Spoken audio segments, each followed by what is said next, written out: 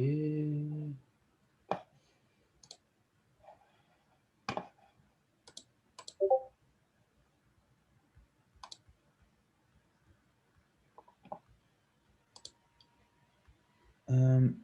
So can people hear me and see the screen?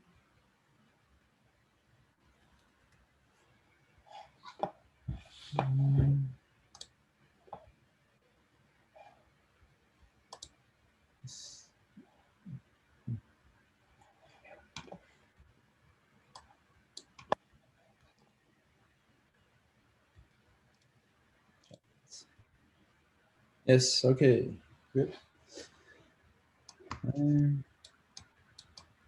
So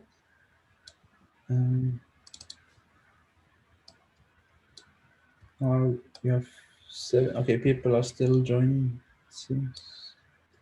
So let's just wait a few seconds.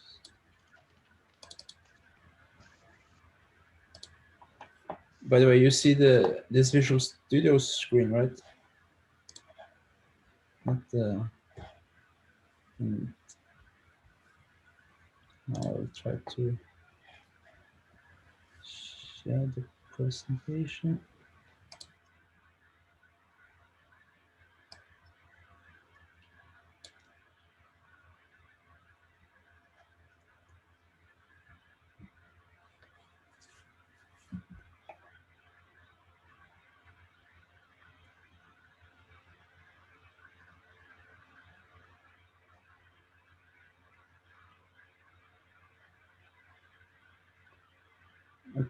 Okay, people.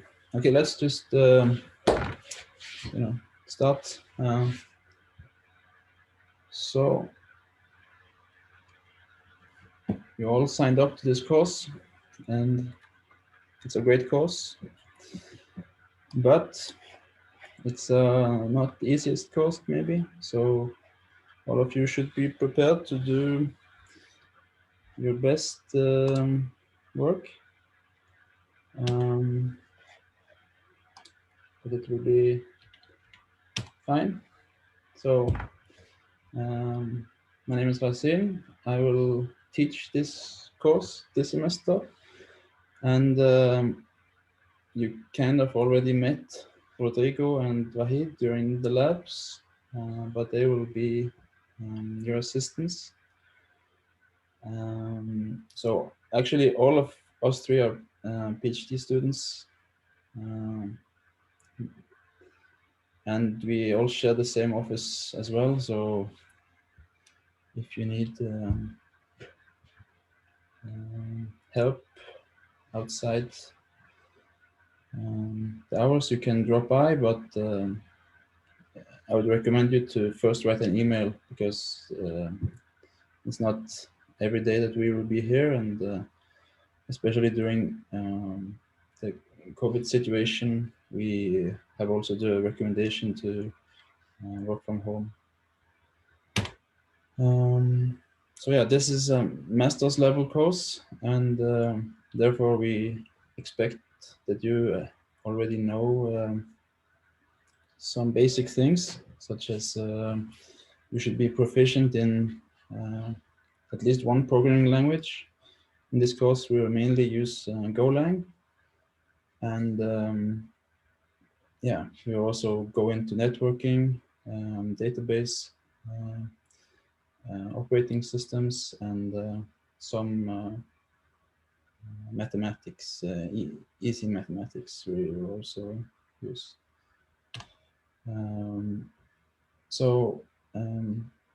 You know about Canvas, but for the most part, I will post everything to GitHub, to the course info page. I guess this link is not correct, but I will fix this link afterwards. So I'll put the syllabus to the GitHub, and also update you with the lecture plan that we will have. Then we will, for the labs, we will use AutoGrader. Very nice system. You commit your code, and then it will review it and give you a score based on how well you completed your tasks. And then we'll use a Discord as the main communication channel, and also for the labs. So I hope that you're all able to join with this link.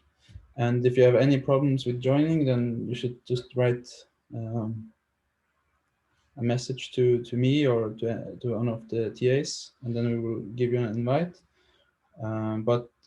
Yeah, and then for the purpose of the labs, we would appreciate if you could use your first and last name so that we can identify which GitHub profile is you're using. But I think the help bot that we have, once it's up and running, it will ask you to register with your name.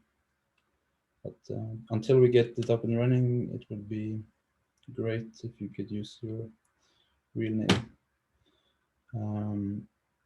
So the main syllabus, the main book that we'll use, it's this one, Introduction to Reliable and Secure Distributed Programming. It's a very small book, very not too many pages, and also you can get it for free when you're on campus or on a VPN. Yeah, so we will go through the main parts in this book, but in addition to the book, there will be some papers that you will have to read. We will have the labs, of course the slides, and yeah, later on you will be asked to present a papers yourself, which will also be part of the syllabus. So this is our weekly schedule. We'll have lectures on Monday, Thursdays, and labs on Mondays and Fridays. The labs, they will run every week at these times, but for the lectures, I will mix around a bit. So you need to be check the weekly lecture plan that I will post, because we will not have 6 hours of lectures every week. And yeah, you see the rooms that are reserved here, but obviously right now we will just do them on Zoom, and then I will try to let you know as soon as we're able to have them physically here at the university. And that also goes for the labs. But for the labs and for the lectures, every year we have some students that is unable to meet at these times, either due to they have different obligations, or they have children in kindergarten, or they have work, or any different things. They are in the military, it might be. So if you could already now tell us that if you're not able to come to the labs at either of these days, because then we will try to accommodate you if you have a good reason. So a good reason is not that you are lazy, that you want to stay home, but if you really cannot meet here at the university, then we will try to have the lab approval through Discord. But once the normal situation returns, we will have the labs on these rooms. Yeah. So here is the lecture plan that I currently have. So you will see that we will start off the first weeks with 3 lectures a week, but later on we will not use the earliest time on Thursdays, and we will also finish with the book in February already, and after that we will have some additional papers and student presentations. And I've added some live coding sessions on Thursday already, and the idea here is that you can use your own laptop and try to follow along. So on Thursday it will be just introduction to Go, and if you feel that you're already proficient in Go, then you probably don't need to attend, or you can just um, watch if you want, of course.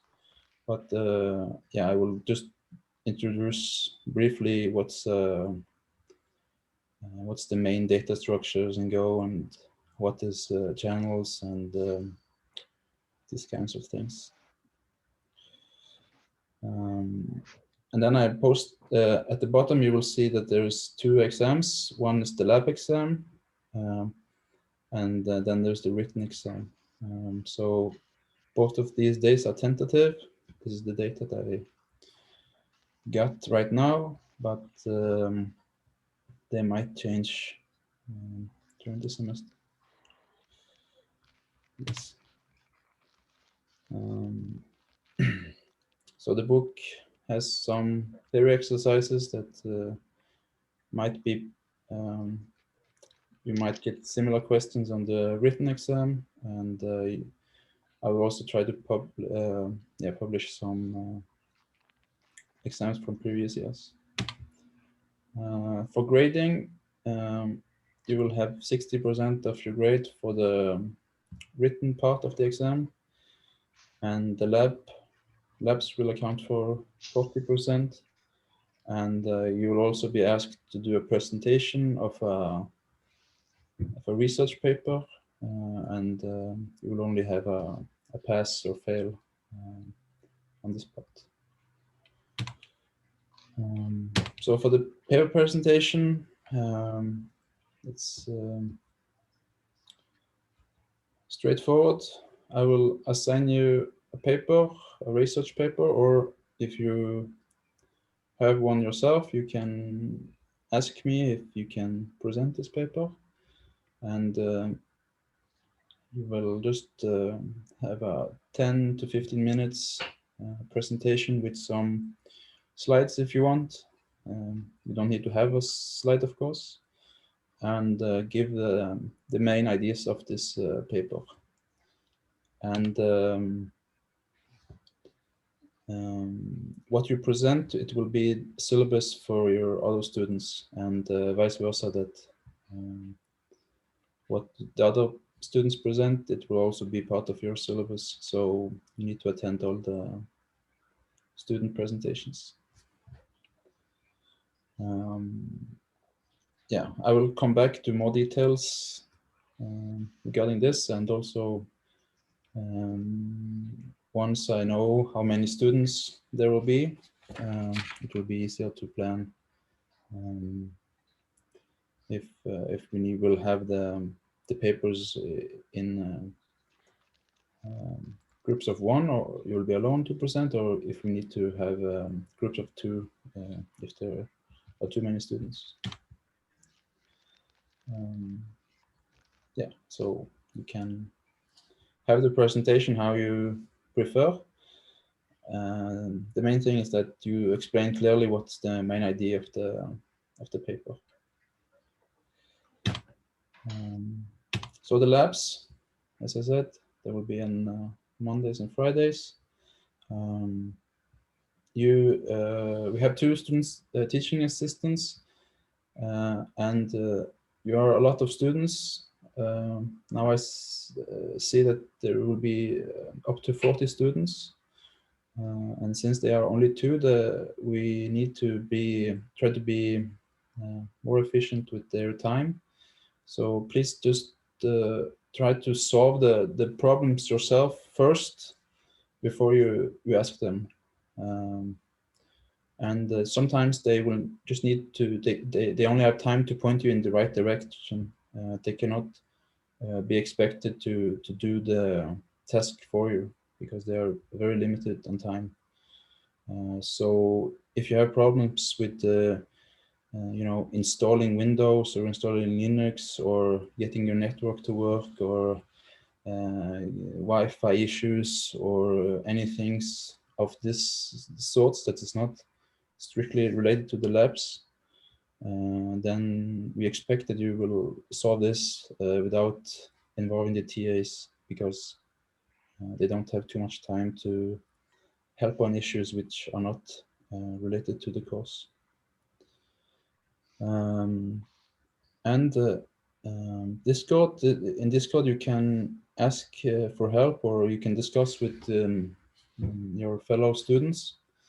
So if you have such issues that I mentioned with Git, for example, or any such things, then probably there's other students which also had the same issue. So try to ask there first. Yeah, there's also a Linux lab here at the university, but for now it's closed, I guess. But here's the PIN number if you need to access it. But you can access this through SSH, and the instructions are in the course information on GitHub. And we have, for the labs, we have, well, I guess the next slides, but there will be two labs that are carried out individually, and then we have four labs where you'll be in groups of 2. And every year we have some students that prefer to work alone, and that's fine also, but you should know that it might be a lot of work to complete them by yourself. So try to find a partner for the labs. So yes, for the labs, you need to commit your code to GitHub. We have a deadline date posted, and this is the date where you need to submit your code or commit your code to GitHub. Then afterwards, you will come to the labs or currently on Discord. Then the TAs will evaluate your lab, and they will either approve you or tell you that you need to go and fix some things. The first 2 labs, they are automatic approved, which means that if you have a high enough percentage completed of the task, I think it's 90% or so, then you will be approved automatically. But for the labs, the group labs, they will need to be approved manually. For the lab exam, the current plan is, if you're allowed by the university to have you come and do a oral walkthrough and demonstration of your code. But I will give you more information when it's more clear about this. So these are the labs. You already started on the first lab.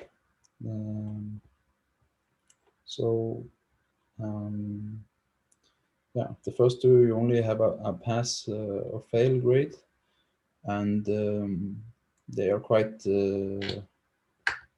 let's say, introduction labs. And the last 4, they are more concerning this actual syllabus with failure detectors and Paxos and yeah, the distributed part. And I already had some questions from students from previous years if they need to complete these labs again, if they did them last year or in the past. And I would recommend that you do that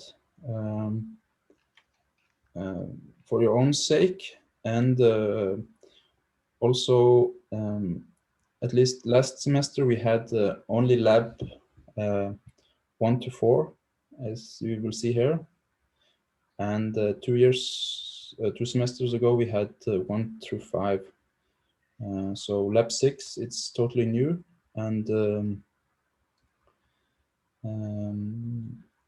yeah, so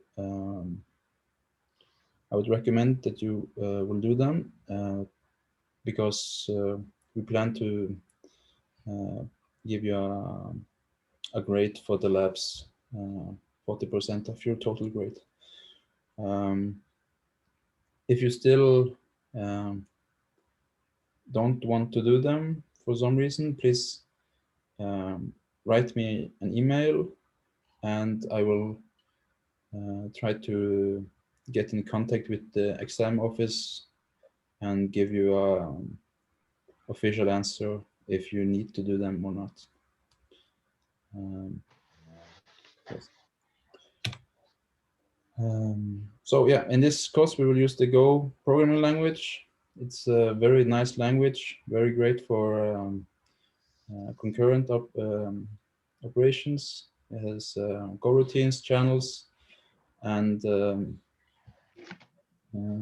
it's kind of like a C syntax. Yes, I will have an introduction to the Go language on Thursday, but you should already start to familiarize yourself with the language. So, do we have any questions so far about the administrative part?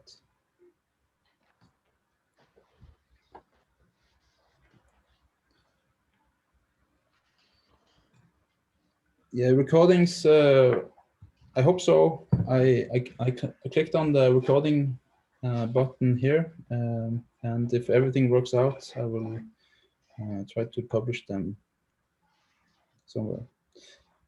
Yeah. So for the written exam, you will probably have a 100% sure answer by the end of the month, but how it looks like now, it will be a home exam. They asked all of us to if we were able to have a home exam. So yeah, I think it will be a home exam, but I cannot say definitely right now.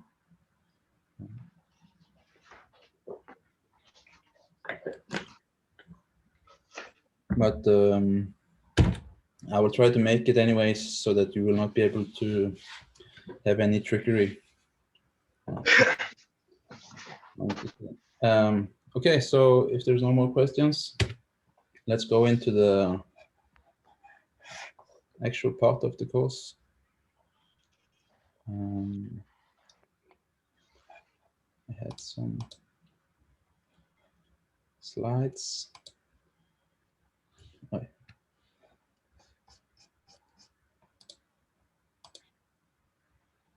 By the way, do you usually have yeah, Peter, if everything works out, I will put the lecture the recording on YouTube maybe, or somewhere. I'm trying to record right now, so if everything works out, I will put recordings out. But do you usually prefer to have the remote lectures in one big go, or do you usually have a break between?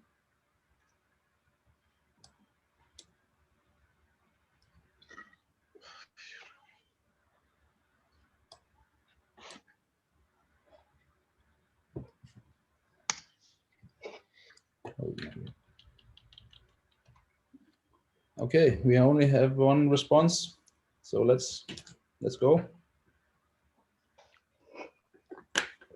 So yeah, distributed system, what is it? This is it has many definitions, and it has many fun let's say quotes from different famous people within the community. But in the word distributed, it means that somehow the system is placed on not only one central place, but it's multiple entities or components in your system.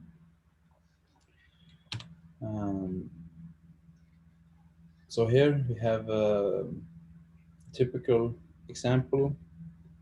There's 4 machines, and somehow they are sharing a middleware, and this course it will teach you about these things. How is it possible to have a middleware? What is a middleware? Running on many different machines at the same time. So I'll not go into the details just yet.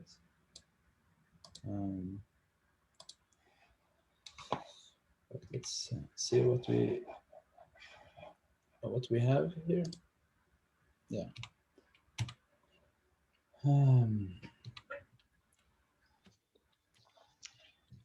These animations and slides, but yeah. So the obvious motivation for distributed system is that we can spread our failure scenarios and load balance the applications. So even though one component of the system fails, or one machine, or even a whole country, if the system is properly distributed, it will still work. So this is one way to look at distributions on a big scale, but we also have we can also compose it to very small things, such as an algorithm itself that can be distributed, and you can have multiple parts of the algorithm, and even if one function of the algorithm fails, there will be a second one that can do the job in a sense. So the distributed systems, it spans from bank terminals or ATMs, web servers, sensor network, to share resources. I'm sure you all heard of Bitcoin, for example, or Ethereum, which is the world's computer. And how does it work? How can people share this computing power? The economy, obviously, you're all right now. You're all inside Zoom, and no matter where you're graphically placed in the world, that you're all able to connect to the same video stream. We had grid computing or cloud computing, such as Google, for example, the search engine. It works in any country, but maybe not all countries, but many. And also with the fault tolerance and high availability, which is a very important part,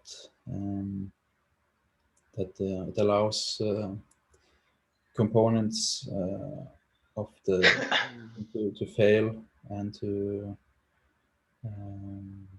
still be working. And also when we will go more in depth into what is a failure, but it spans from network failure to the system crashing, or the system is just slow, or it might be a hacker that has taken over one server in your system, for example. And so we will try to go through all these different failure scenarios, but for now, don't think about a failure to be that the system crashes, because this course, it will cover much more aspect than just this. But this is maybe what first comes to mind for most people when they hear about a failure, that they think that, oh, okay, it's a failure, then it means that the system crashed. Someone plugged out the power cable or something. But in this course, we will cover all or many of the different things that can happen to a system. So here we have an example of a supercomputer, which is also a distributed computer. They're sharing resources, and they are working on the same algorithm, or many of the same algorithms, and doing advanced computing. So one classical example that you probably have, or for sure you have used this without thinking about it. It's a very common pattern in programming and engineering. It's called a pub/sub, or the publish subscribe pattern, or paradigm, or however you want to phrase it.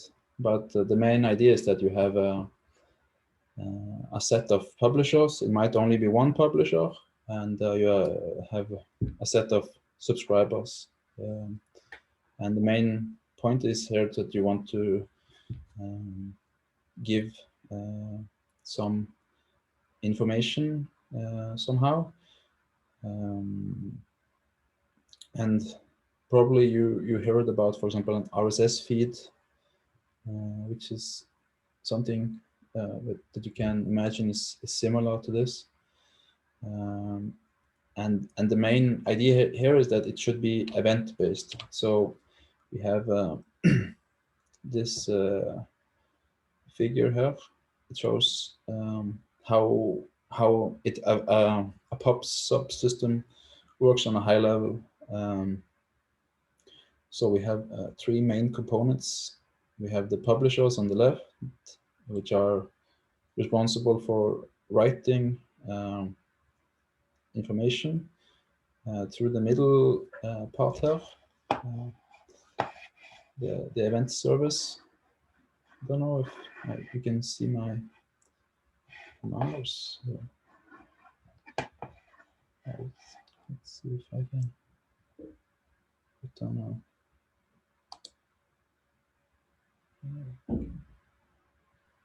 mouse.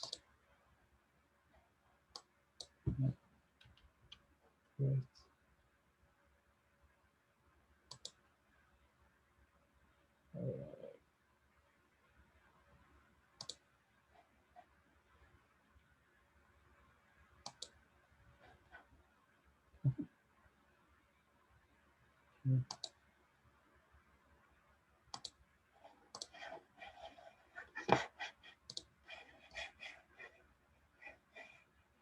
Yeah.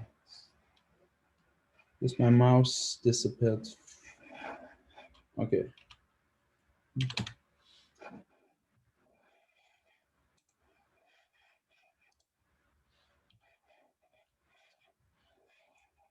Always some technical issues.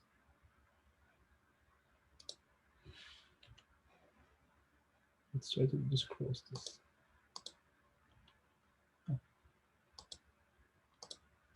There. Okay, now I closed it. Great. So let's go back. You can imagine that there is a mouse in the middle. Oh. All right. Okay, so the middle part, the event service. This is where you, and the publisher, they store the messages, and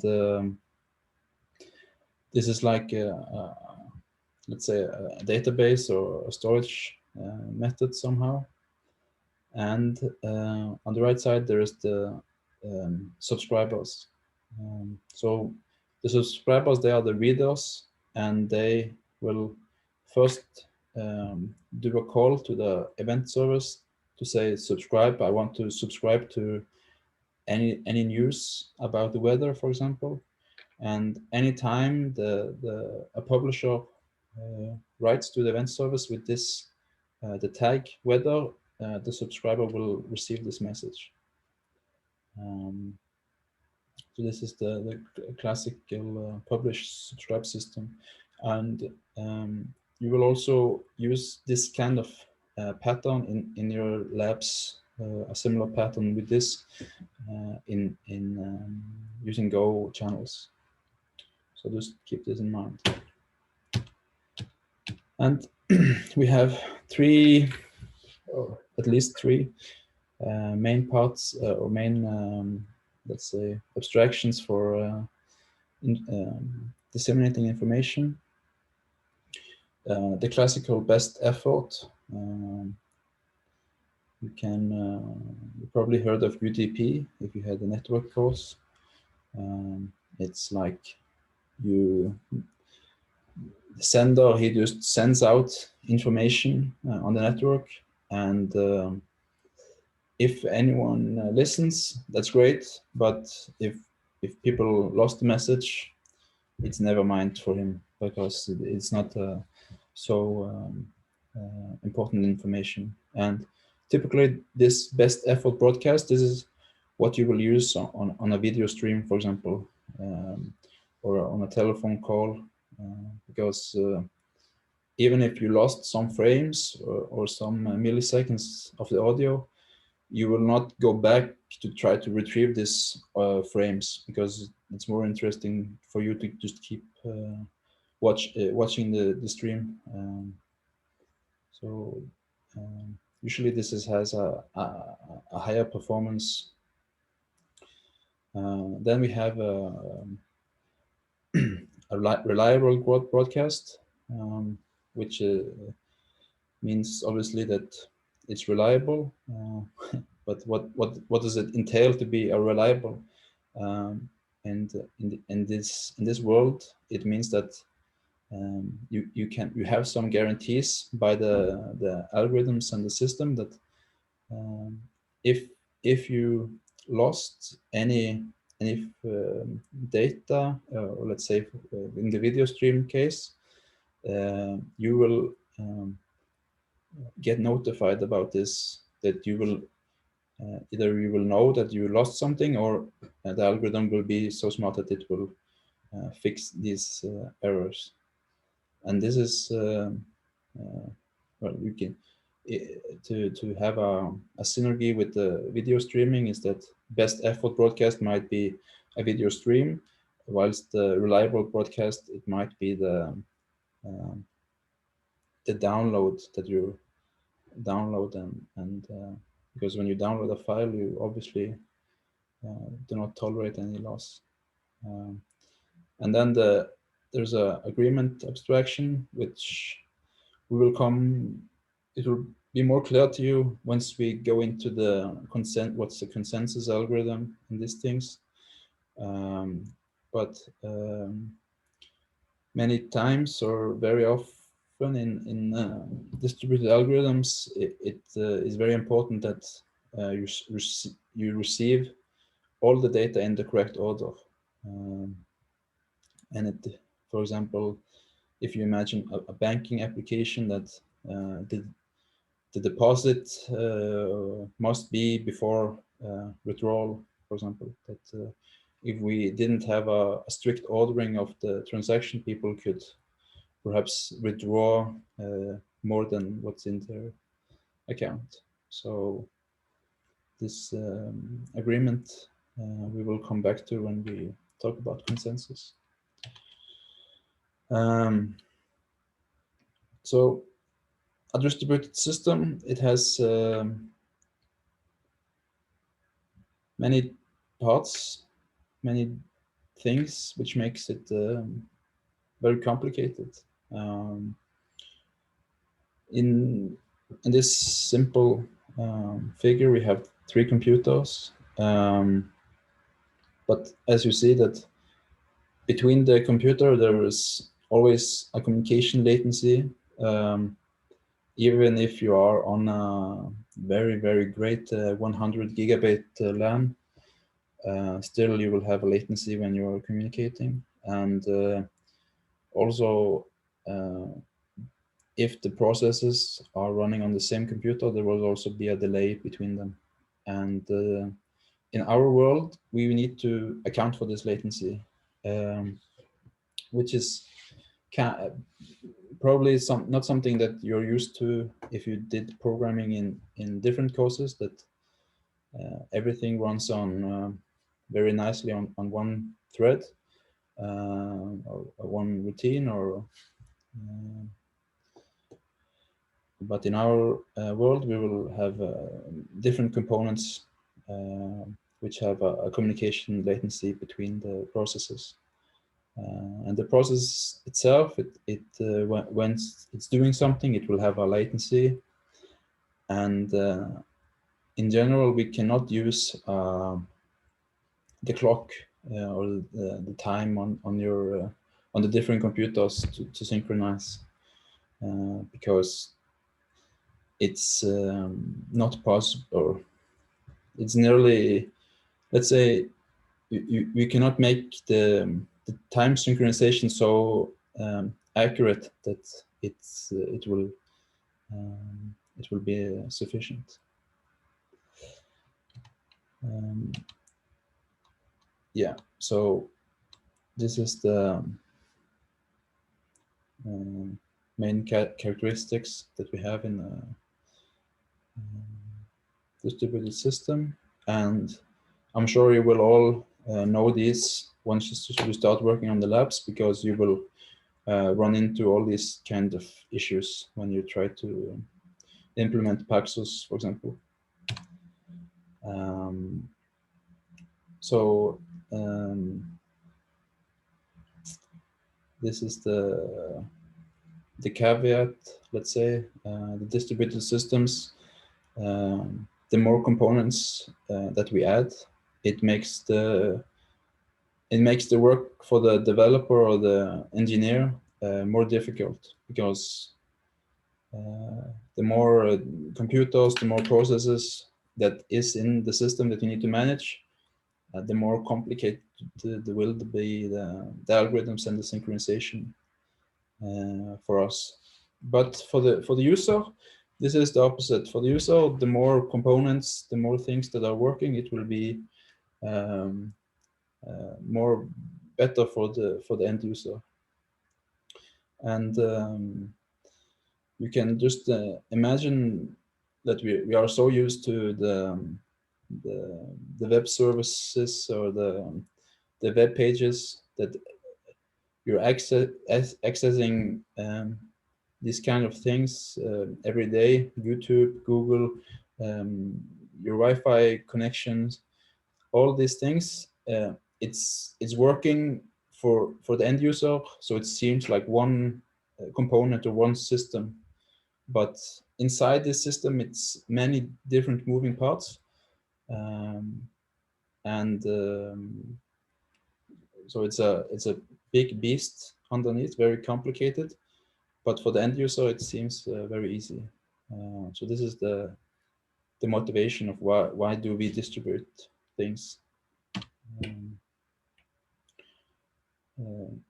Yeah, so I mentioned that we will have we will go into failures. What's a failure later on, but you can also things can be a partial failure, meaning that it can fail on certain parts of the process, but different parts of the process is working as expected.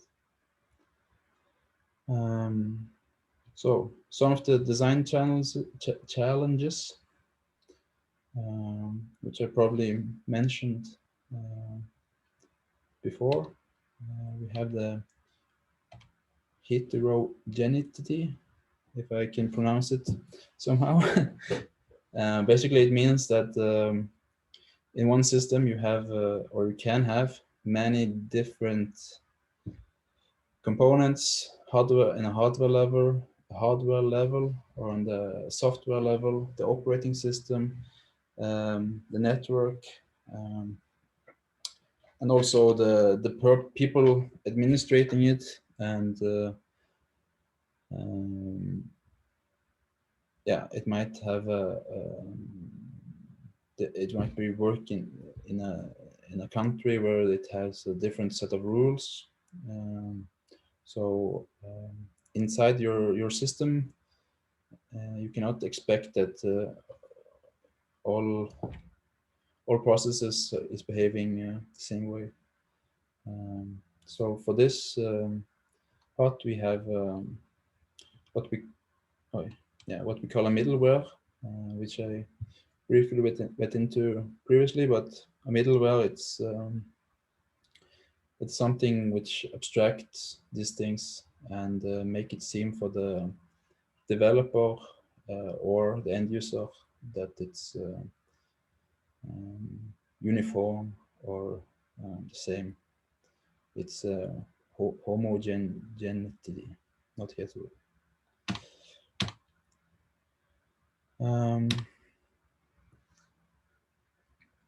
So another challenge is that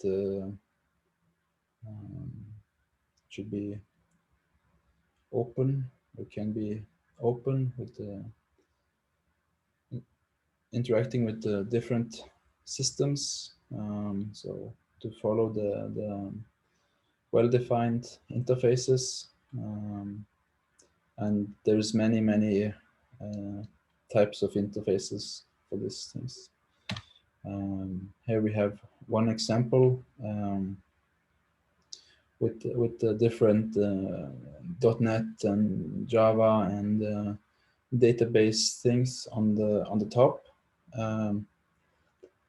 and in the middle here, where it says routing and transformation.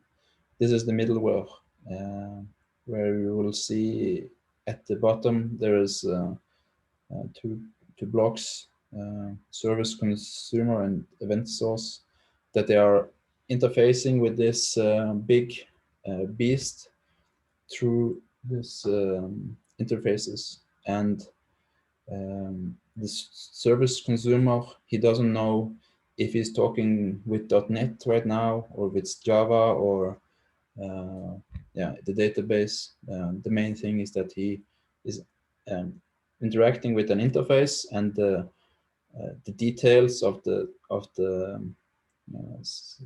system, it's abstract away from him.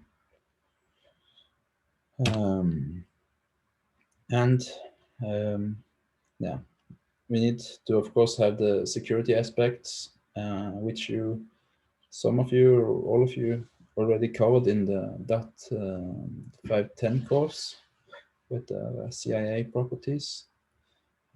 We will not have so much go into the security aspect, but we will have you need or should have an understanding what is a hashing function and public and private key pairs, and these basic things. So yeah, if you didn't take this DAT510 course, I recommend you to check out those things for sure. Scalability, obviously a huge important design challenge, that we want to scale indefinitely and allow any number of users We have throughput. We want to have as high throughput as possible with as little latency as possible. We want to be scale any number of countries or geographic distance. But all these things, it has a cost, and you will see this also in the labs, especially in the lab number 6, the last labs, where we will see that scaling is not so easy when we are talking about the distributed system. So yeah, what's the counter example? What a centralized thing, which is obviously just a single server or a single database or a single routing table. So what do we do to scale? So I mentioned about latency, which is something that you will come into in the labs. You'll see more clearly, but the typical thing that people do when they first start out programming is that everything is synchronized. So you have your algorithm running on your laptop, and it's going through the code step by step. But when you have multiple machines, it's usually not possible, or even though if it's possible, it's really very, very slowly to have things synchronized. So usually people will allow the system or the algorithm to work asynchronously, but this creates more difficulty for the developer, because he needs to he wants to handle all the cases where things come out of order, and things must not crash, even though things doesn't come in the order that you expect. Distribution, more machines, and replication, which is the classical things that the naive thing to do is that you want to have a system that can handle more users, and you think, okay, let's just double the amount of machines, double the data storage. But we will come into this course first why it's not the best approach, and also why it might be not so simple that you expect.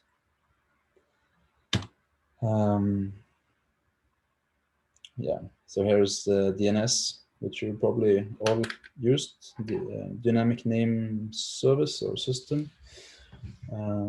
Basically, what you do when you enter a URL in the web browser.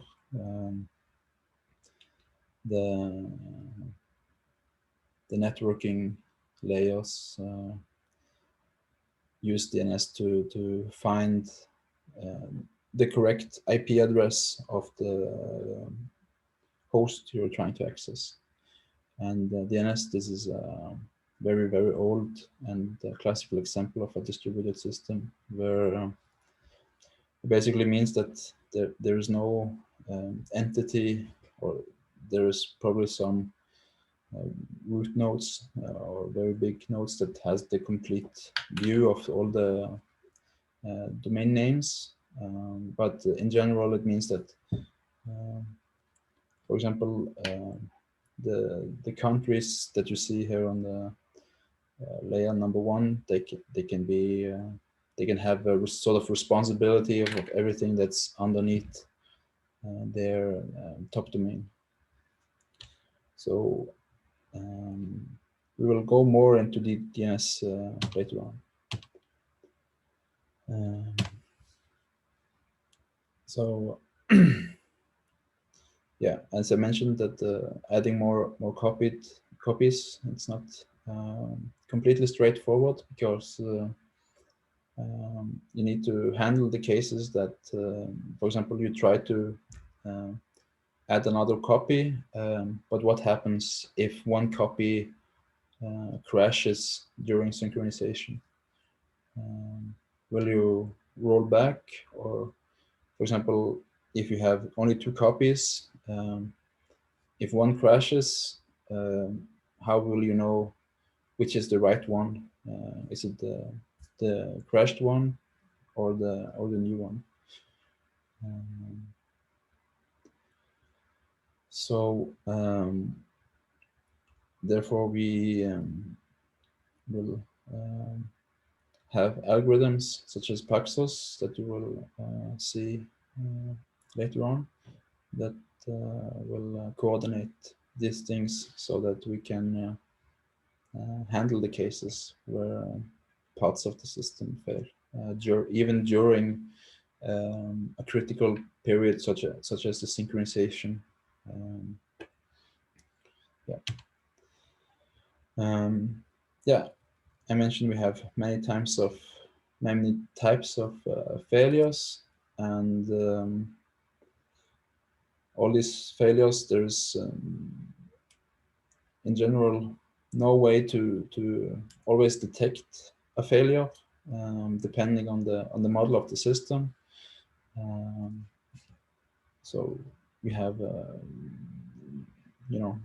for example, in Bitcoin, that we will also see later on, it's a typical place where a checksum is used for failure detection.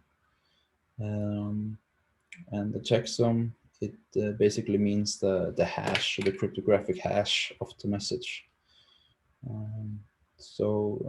As you know, if you hash any value, it's a one-way function, so it has a unique output.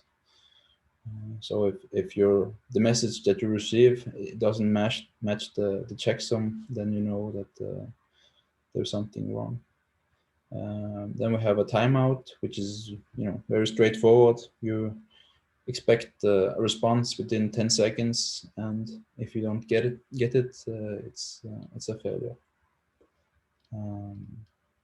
And then there's many techniques that you will see later on that you can do to mask these failures, to send the message again and relay to different servers. But the main thing is that the whole system as a whole must have a consistent view, so that you don't have any different parts of the system to have disagreement of what's the correct view. Concurrency, you will go into this in the labs. Very important aspect, that things are running at the same time. It can be, as I said, multiple machines, multiple parts of an algorithm, multiple processes. It doesn't really matter, but the abstraction, it works on all these levels.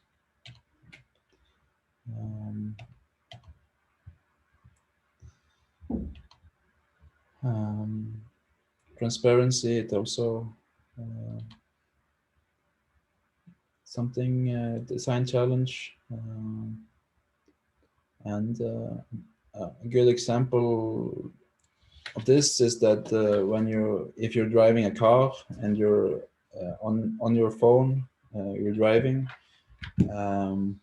actually you're every such and such distance, you are connecting to different base stations on your mobile, but still somehow you're able to keep the same call going, and the same applies anytime you're on the move, even if you're walking on on the premise or on the university, you're connecting to different access points. So this is also an important aspect, the design challenge.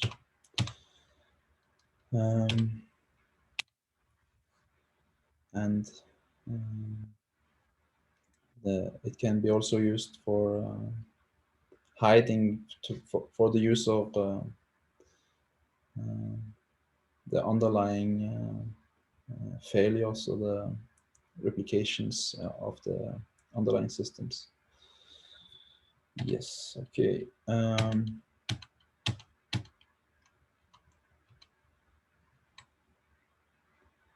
So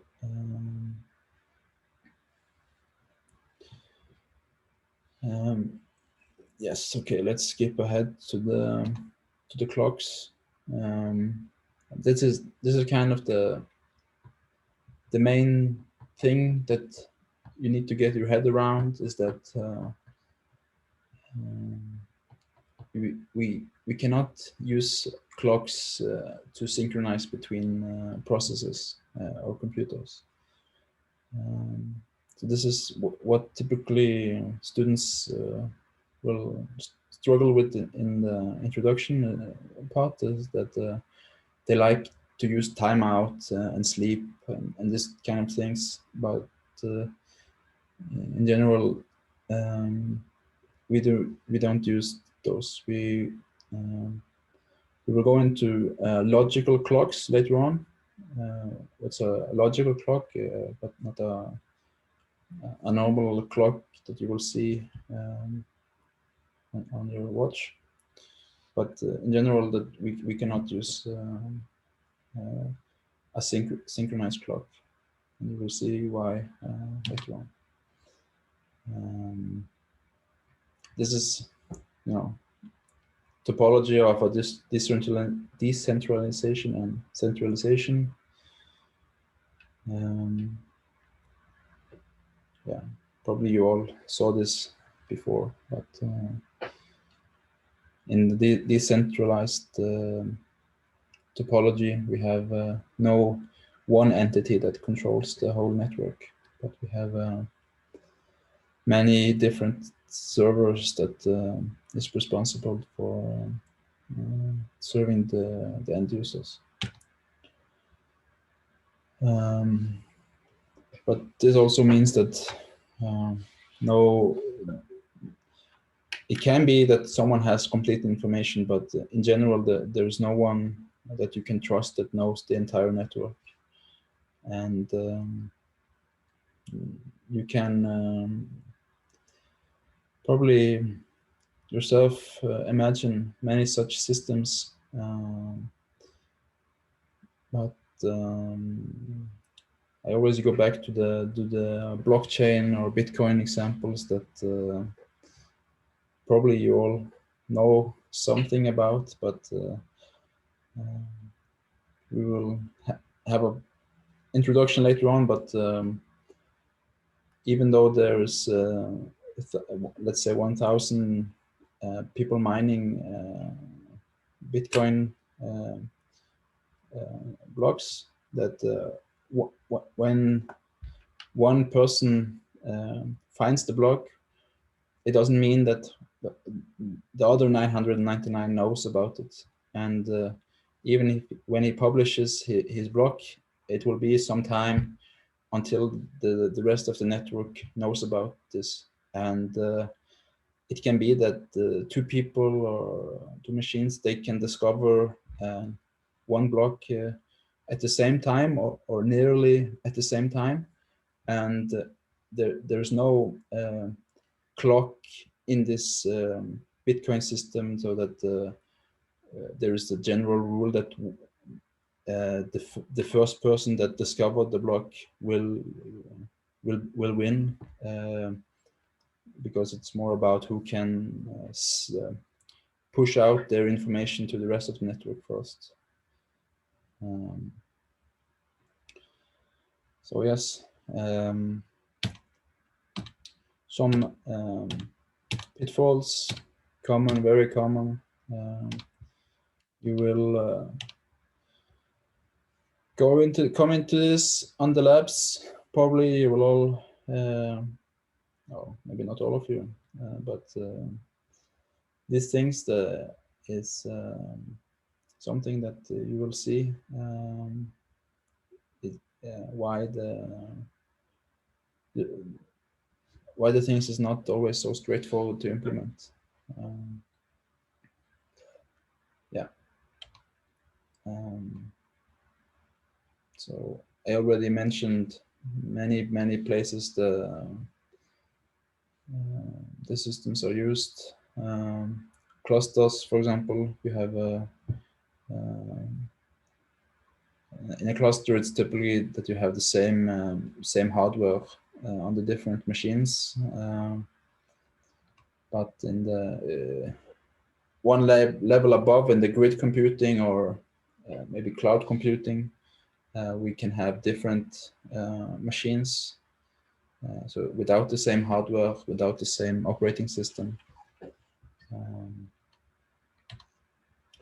And they have many, cool names with abbreviations and whatnot. So they're kind of similar in some sense, but we will go into a few of this used as examples later on.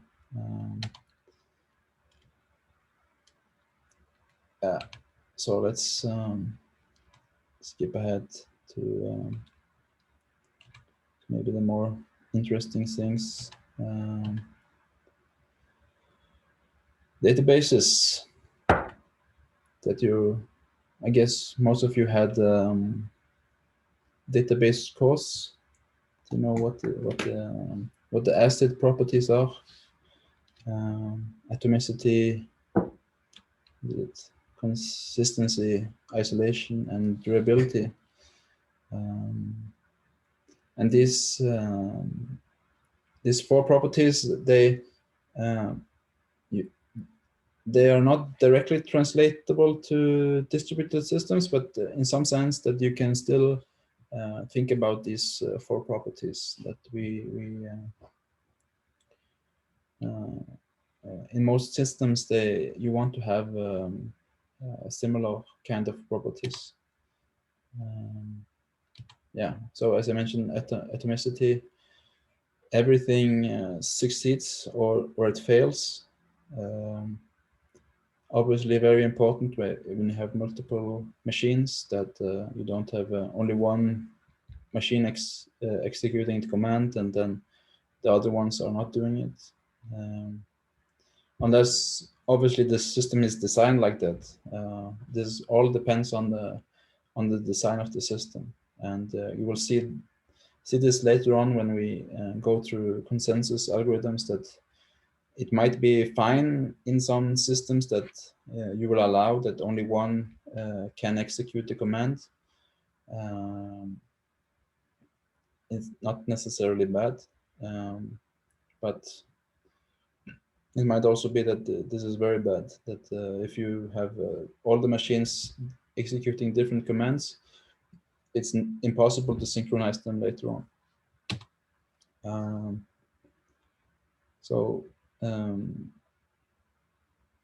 Yeah, a consistency between the different processes, or the processes or the parts of the system. Obviously, very important for distributed systems as well. We have isolation property, that you can have many transactions or operations going on concurrently, but they're not interfering with each other. And the durability that I mentioned before, that even if only one person or one machine is executing the command,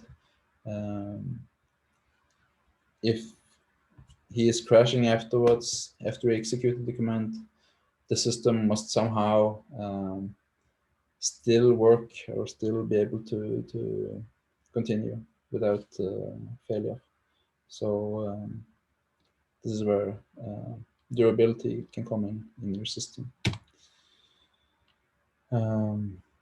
Yeah, classical example, we have a booking system, and the algorithm splits into two parts. One part of the booking system, it's contacting the airline to give the user a ticket, and the different part of the algorithm, it's accessing the hotel database and reserving a room. So you obviously just want the thing to succeed if both the airline transaction and the hotel transaction works, because you don't want to have only a hotel or only a flight ticket.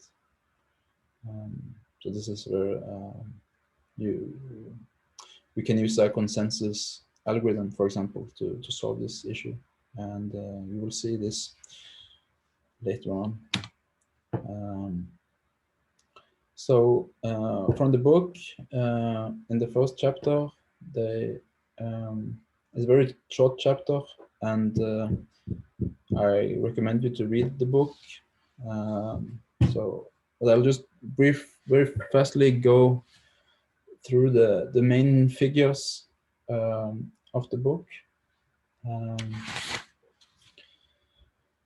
And the book, it talks a lot about abstractions and interfaces. And if you are proficient in programming from before, you will see a lot of things that seem familiar to you.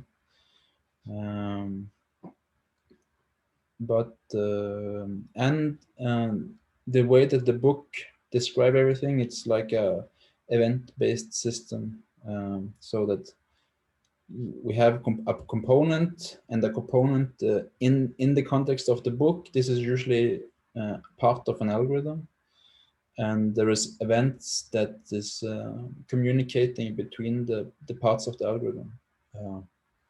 But on a bigger scale, you can imagine also a component can be a machine itself, or yeah. So, but for the most part in the book, this will be a part of the algorithm, and it's sort of synonymous with a layer or module. So maybe I will use these kind of words kind of interchangeably, a layer or a module or a component, but yeah. So the book, it has some descriptions of the algorithms in text, but it also has a lot of pseudocode. So I recommend you all to be familiar with the syntax they use in the book, and most likely on the exam you will also have the same syntax in pseudocode that you see here, and I will ask you to also answer the questions in a similar syntax as you see here. So yeah, as I said, so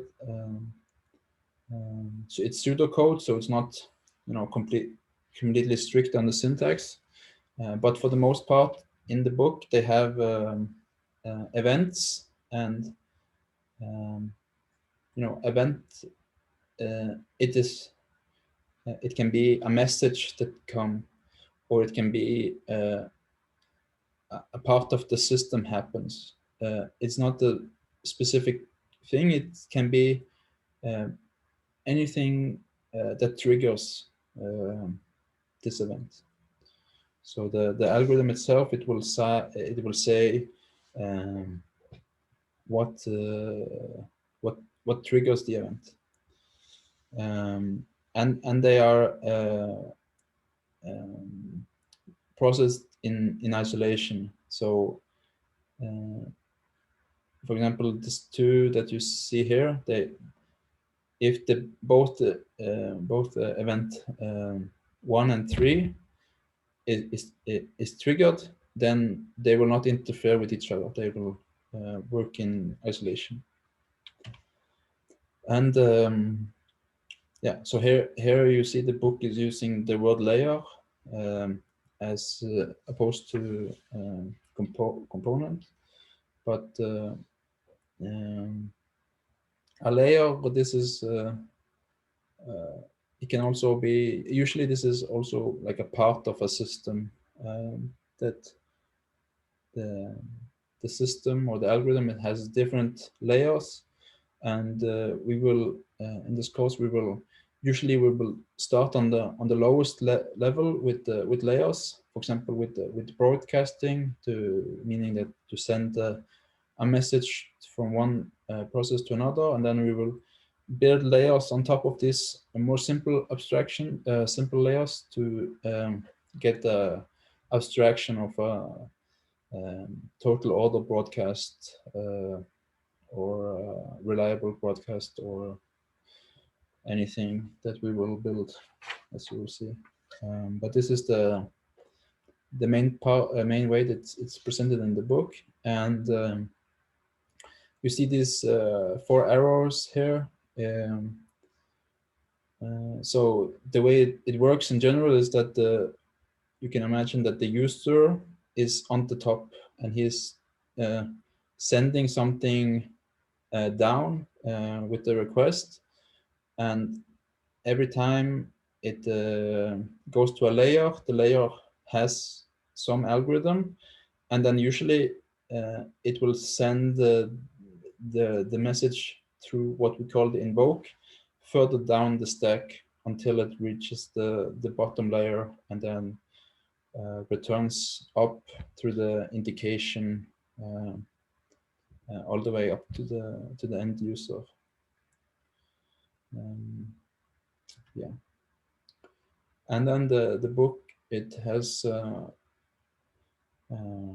this way to have a sort of description of the high level of algorithms, and also this syntax is something that you will see again in the exam probably, and you will most likely be asked to answer or describe your system using the same syntax. So it's you should try to get familiar with this.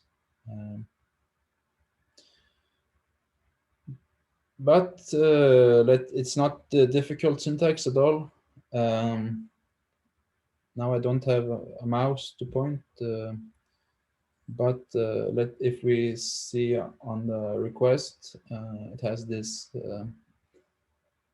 what do you call it, brackets, and JH, which is just the name of job handler, as you see on the first line. It has submit, which is the, you can think about it as the function, but in this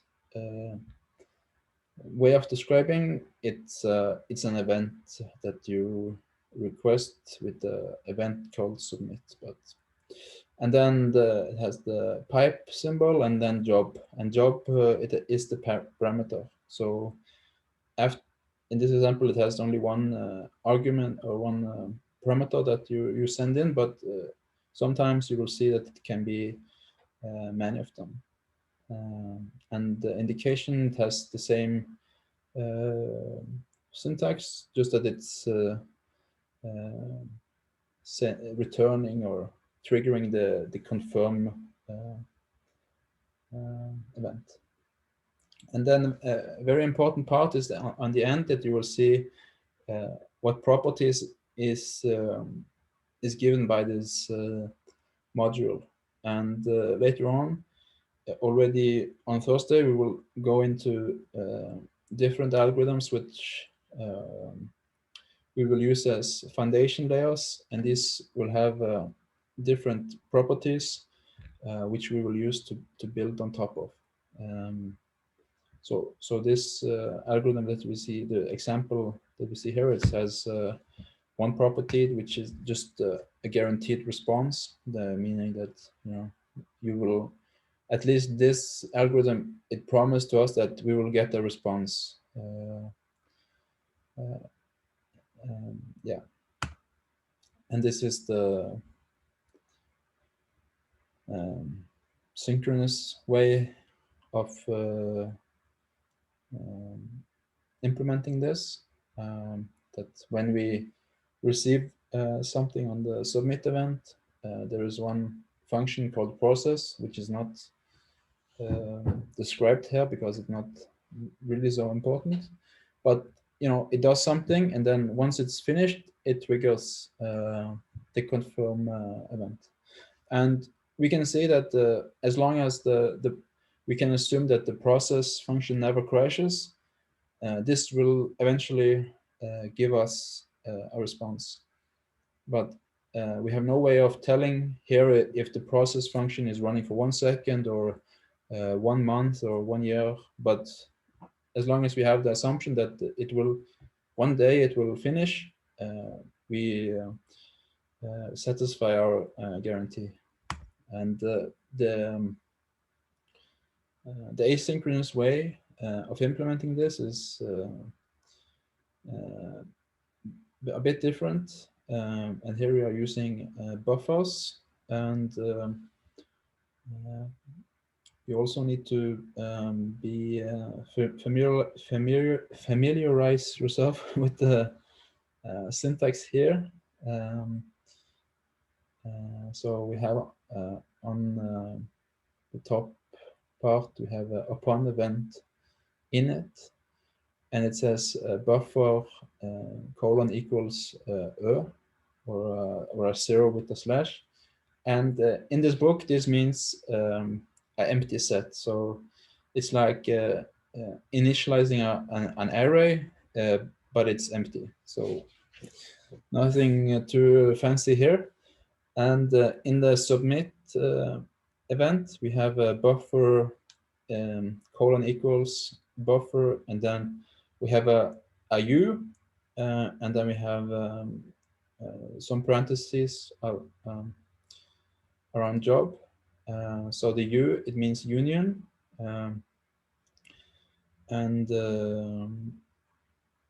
you should know or what is a union. It means that you're basically adding, let's say, adding these things together, the union between two sets.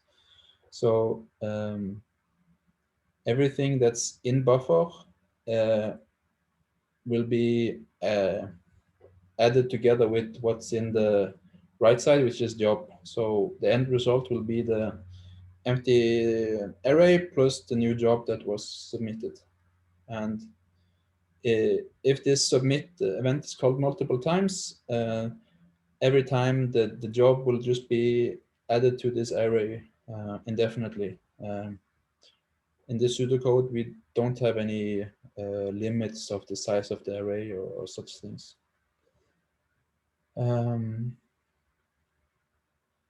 Yes, and then we have, at the end, we have a different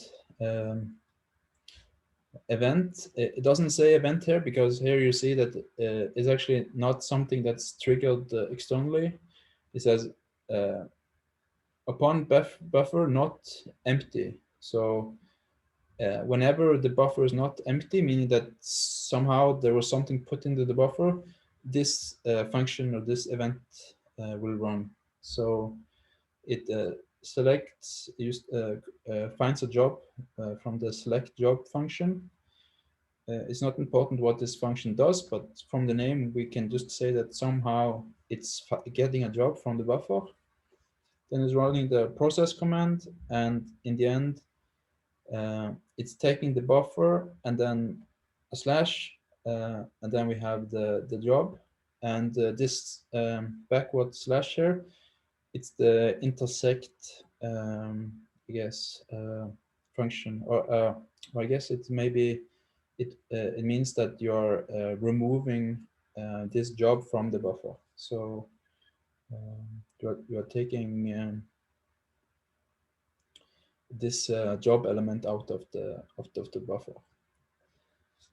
And that's it. That's it. And you will see this. You will see more such discrete mathematics, discrete mathematics symbols along the way. And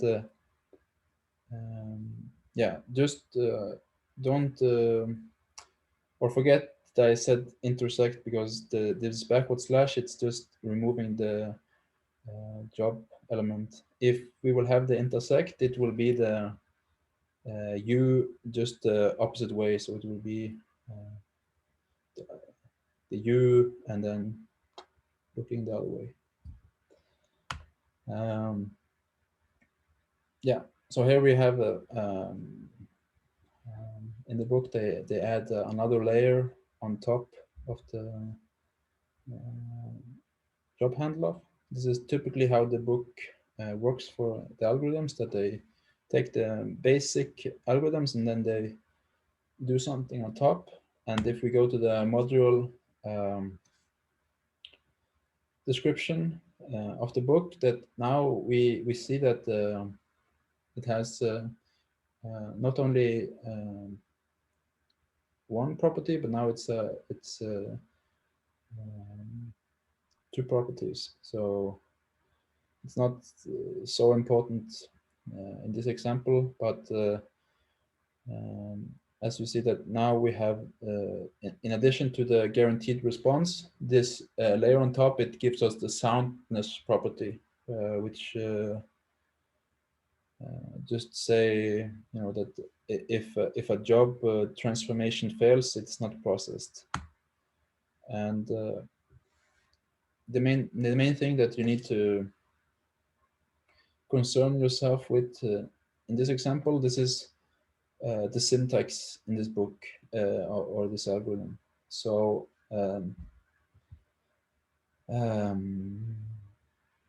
yeah, I recommend to you that you will just read through this algorithm yourself, but to get familiar with the syntax. So what's some new symbols that you might run into here? So, for example, we have the buffer here in the event init event. It's some kind of brackets, square brackets, and then it has like a 90-degree angle symbol. I don't remember what's the correct name, and then it's the mth power of this. So this means, if I'm not totally mistaken here, that we have it's initialized to an array with the 0 value. So this strange sign with the 90-degree normal angle, it means like the empty value.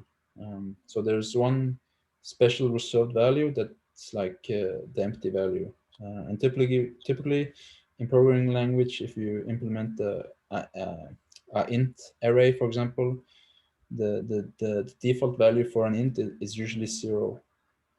Or for a string, it's usually an empty string. And then of size m. Yeah, and then we have on the end we have upon bottom less than top and handling equals false on the second to last event. And you all know, of course, the less than equal or the less than sign means that whenever the value of bottom is less than the value of top. And then the other triangle, it means and. So it looks like an A. It means and in this pseudocode. And if it was flipped the other way, so that the angle was on the bottom, it is an or, means or. So this is how the book used this syntax. Yeah, so, but next, on Thursday, we will go into real algorithms, and then we will go into more details about this syntax. So that's it for the lectures. Do you have any questions about this or about the labs, perhaps? Is everything clear about the labs, what you must do?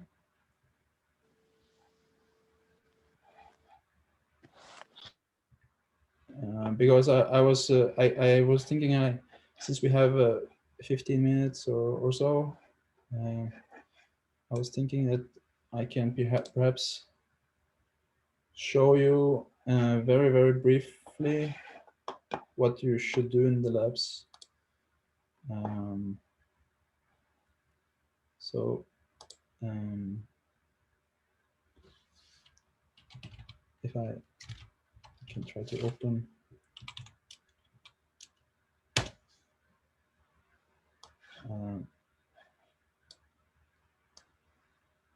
So, oh, it's cool.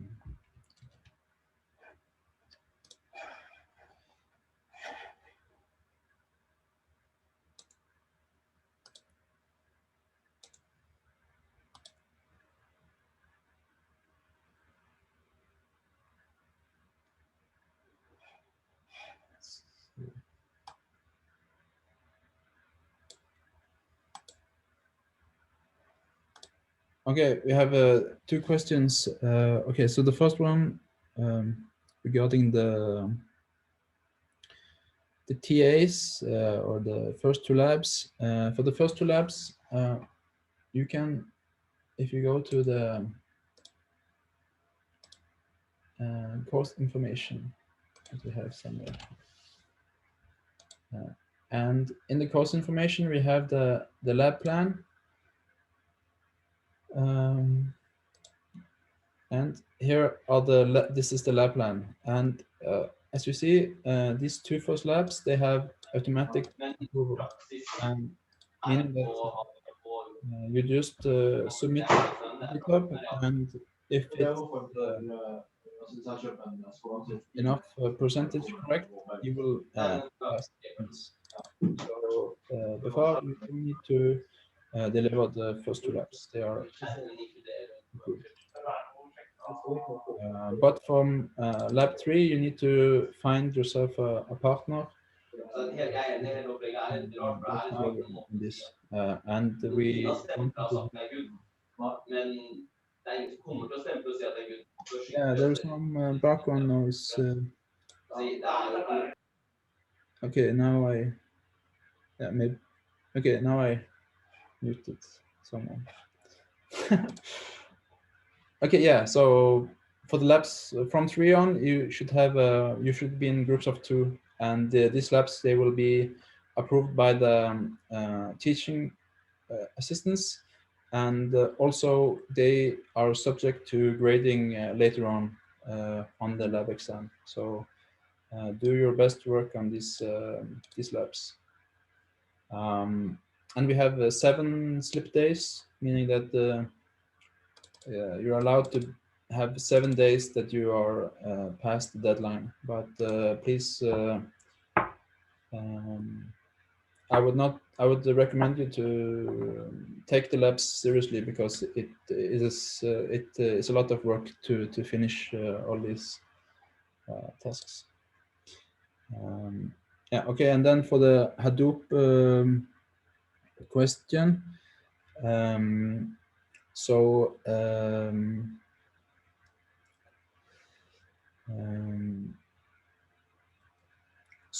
so how will I answer this in a good way? I took the Hadoop course a few years ago, but as I understand. I can give you a good answer next week, but in general, this Hadoop, it's more concerned about multiple distributed data sources that you're reading from multiple databases or multiple text files or multiple streams, and then you're aggregating the results into one final answer or one graph or something like that. And it accounts for failures in the data source itself. That meaning that it might be some bogus data, or the data might be corrupted, but it doesn't account for that the database might be crashed, or the database might be taken over by hackers, which this cause does. So this cause is more on a lower level. I would say that we are interested in the inner workings of the system. Yeah. Okay, so for the lab one, don't worry. The deadline is on January 22nd, meaning that you must commit your code to GitHub by this date, and it must be approved on AutoGrader. So all of you should be able to pull down the assignments repository.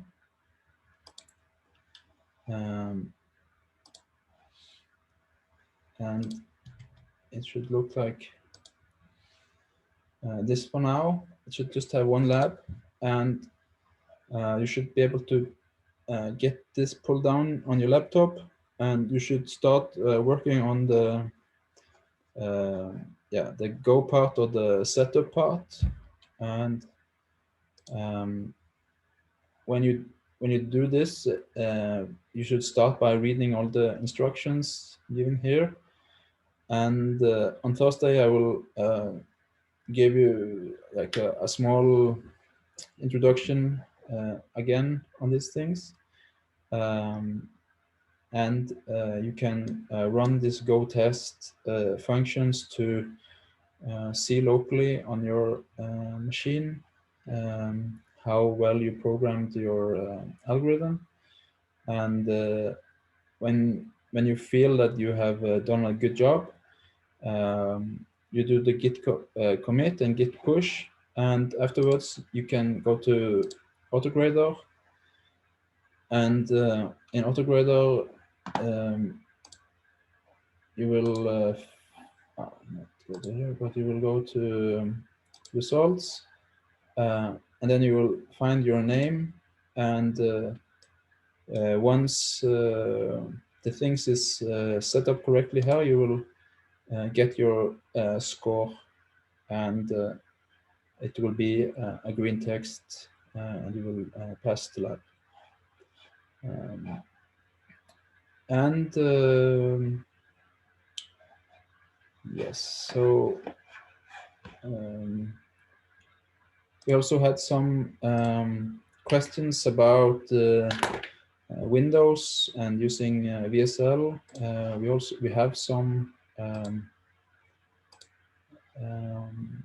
descriptions there, how to set up this VSL. And I would say that this works fine in many cases, but seems that every year there is someone that has like a networking issue, or some kind of issue with Git, or some kind of something about this laptop that it just doesn't work somehow. So if you have time and the energy, I would recommend you to just install a Linux distribution, or Mac works fine also. But if you decide that, okay, now I want to run Windows, then you're of course free to do so, but you cannot expect that me or the TAs can help you so much, because we don't run this Windows ourselves, so it's very limited how much we can assist you with this. Yes.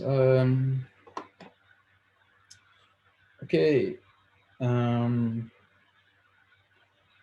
So that's it. But yeah, just to remind you that for all those students that did the parts or all the labs in the previous semesters, and you don't want to do them again this semester, please write me an email, and I will ask the exam office if I can force you to do them or not.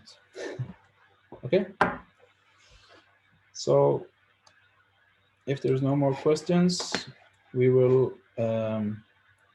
meet again on Thursday morning at 8:15.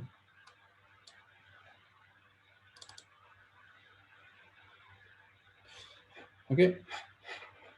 See you all. Bye bye.